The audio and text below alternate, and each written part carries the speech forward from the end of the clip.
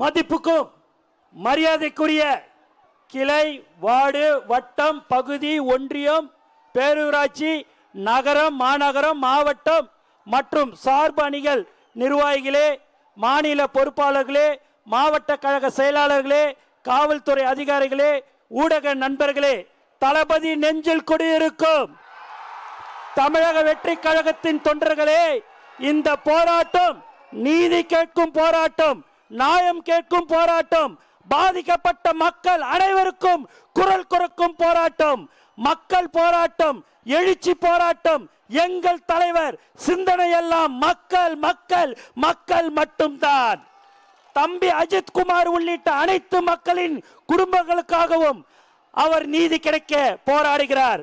தாய்மார்களுக்கு ஒன்று சொல்கிறேன், உங்களுக்கு எந்த பிரச்சனை வந்தாலும் உங்களுக்காக குரல் கொடுக்க உங்கள் வீட்டு பிள்ளையாக, அண்ணனாக, தம்பியாக தளபதி வருவார்.